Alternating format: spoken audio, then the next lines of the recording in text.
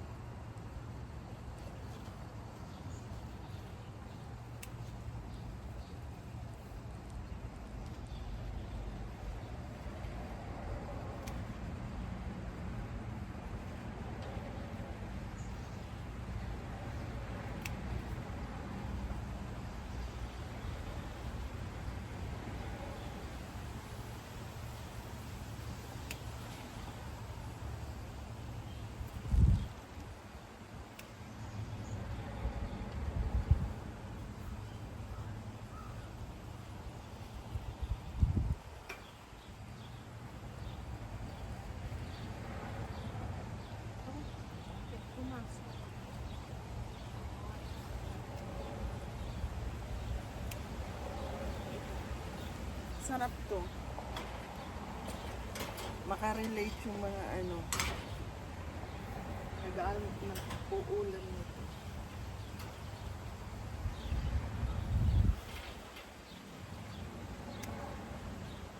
Ang mahal kasi ng talbos ng kamuti dito. Grabe. Parang na rin. Dollar na rin.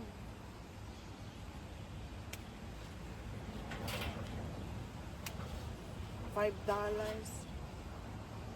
Napakita ko sa inyo paano karami yung $5 dito.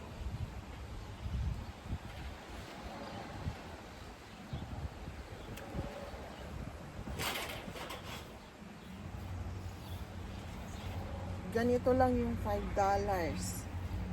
Ayan, ganyan lang. $5 na siya. Saan ka pa?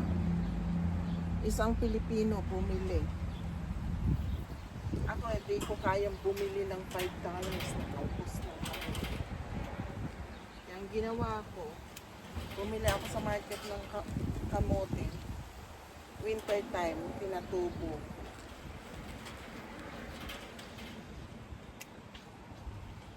Kaya yan. Ngayon, may talbos ng kamote. Sabi niya, bumili daw siya ng talbos ng kamote para lang daw itanim niya. Hindi niya alam na anong laman ng kamote. Pwede palang tumubo.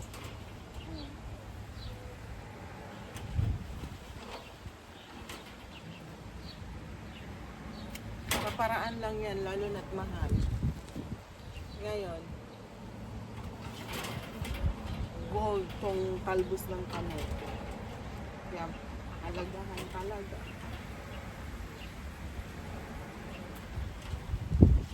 Kahit di ko na kailangan ng laman, kailangan ko lang yung talbos. Para pag wala ako, kasi nakakasawa ko ng kain. Pwede na siguro. Dadagdagan ko.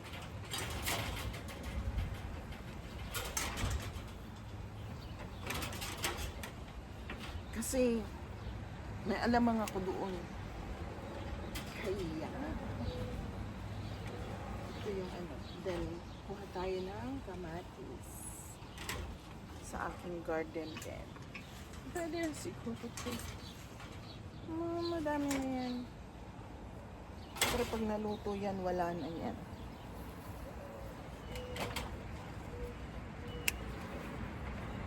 Ouch, ouch.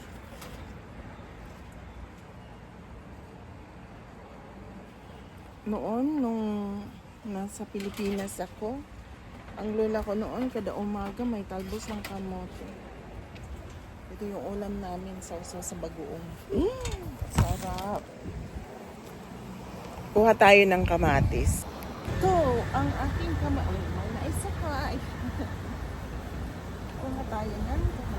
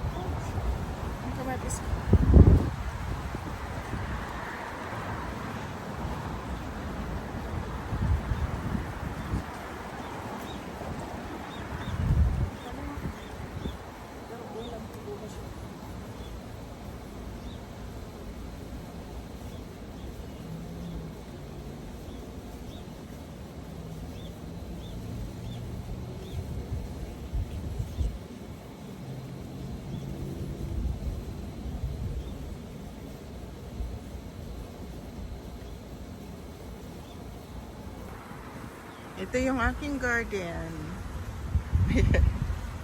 Nagtanim ako ulit kasi yung aking partner, favorite niya tong ano na to, yung snow peas, yung chicharo sa atin. Ayan. May mga beans din ako. Pero yung beans, uulamin namin yan sa hapon na.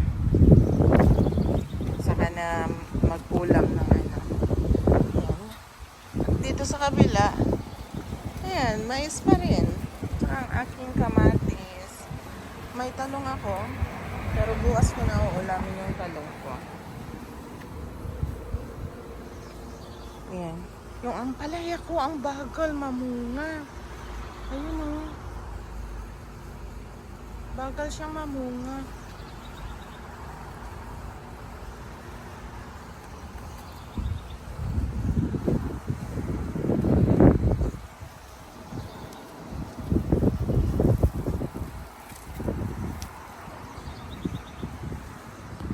Yan, ang aking garden.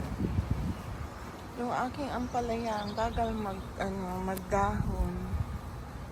Ang aking kalabasa, ayan. Ayan siya. Ano to dito? Naggulay ako minsan nito ng hindi siya masarap na igulay na yung bata pa. Hindi kagaya yung kalabasa natin na masarap igulay pag bata pa. Ito hindi. Matubig siya. Ano to, tawag nila dito, butternut squash. Ayan. Yan ang aking garden. Ha? Pinay na pinay. May mais. Marami pa ako dito. Ayan. Ano yan? Swiss chard naman daw yan. Parang alugbati yung lasa. Yan. Meron din akong tanim na carrots dito. Yan. Carrots yan. Ito, Brussels sprout. Tinanggalan ko ng dahon kasi inuud na naman siya. Yan o, may uod siya o. Kaya tinanggalan ko siya ng dahon. Kasi nung last year nagtanim ako, hindi namunga kasi ang daming uod. Ngayon, sana kasi yan sa atin ata wala, pero dito yan kukunin yung parang repolyo ganun, pero maliliit. Oh, yun oh, kakainis, inuud siya kaya tinanggal ko yung dahon. Pero naman daw talaga na panood ko sa YouTube, tinatanggal yung dahon. Ayan, nandito ako sa aking garden. Ayan, yung kalabasa na mumulaklak. Ditong banda, next year, puro bulaklak yan. Kasi hindi ako makatanim ng walang bakod. Dahil, ang daming, tawag nito, ang daming squirrel, kinakain yung tanim ko. Kaya yan, may bakod dyan. Pero next year, pagagandahin ko yan. Bago lang kasi yan. Ayan. Tapos ito yung hinarbisan ko ng ng patatas kahapon. Tatamnan ko ulit ito. Titingnan ko kung mabubuhay ng radish. Ilang buwan lang naman yung radish, 1 month, okay na. Ayan siya. Wala lang kaming gaanong harvest ngayon. Next year, hindi ko na yan tatamnan ng patatas. May maliliit pa. Ito na guys, ang aking almusal. Ayan, almusal ko yan.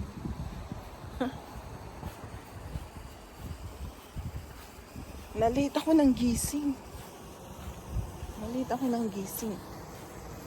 Kaya ito yung aking mga tanim. Ito, inaakyat ko kasi yung squirrel. Yan. Hiningi lang namin yan sa kung saan.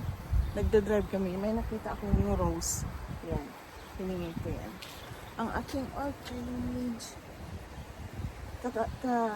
Bibili ko lang yan kahapon.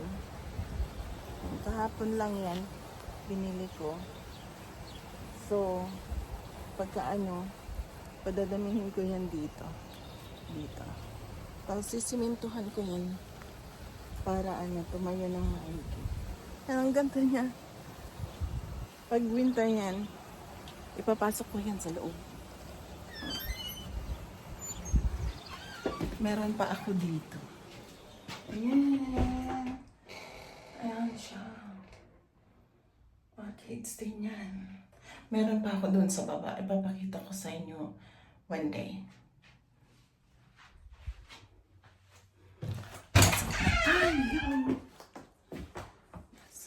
Thank you. Look natin.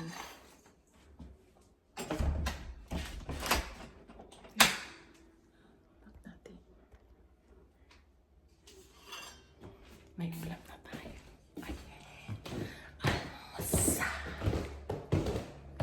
Gawa ko yan. Ayan. Gawa ko yan. Ang ganda. Tinawagan ka kasi ako ng ng pamilya ko dito na mag-create ng ganyan. Kaya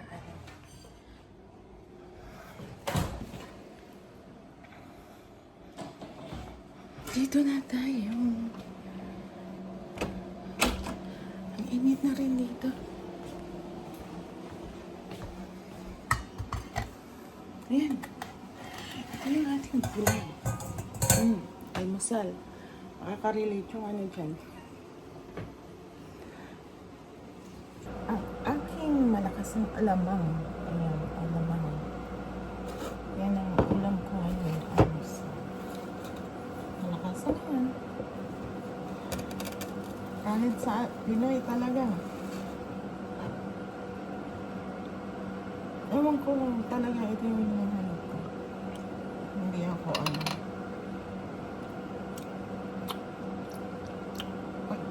mamaya, ang ulam namin, beef ribs. Ilalagay ko sa sa pressure cooker. Then iihaw. Yun yung gusto niya na hapunan.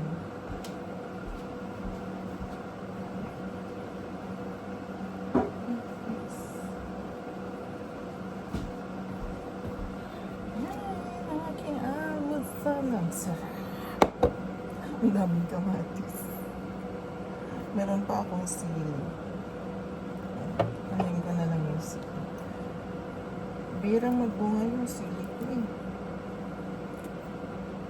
Ay, bago pa lang kasi.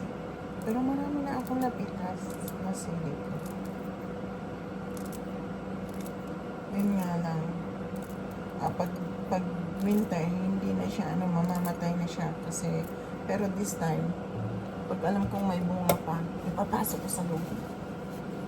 Para may sili pa rin ako. Ang mahal din ng sili. Kaya,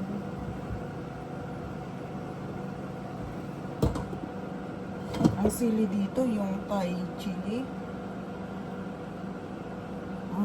manghihinayan ka sa $5 na. Kasi okay lang. At saka, lanta. Ayan guys, ang ating ulam for today. Alamang, and then yung mga, makaka-relate niyan, talbos ng kamote. And then yung sausage kahapon na natira ko. Ayan lang ang aking ulam. Ayan guys, ang aking ulam ngayon. Talbos ng kamote. Ayun, yung mga nakaka-relate dyan. Ayan, may sinangag ako, may alamang at saka kamatis. Ayan, bye-bye. Ayan guys, bye-bye for now. See you next time. Bye-bye.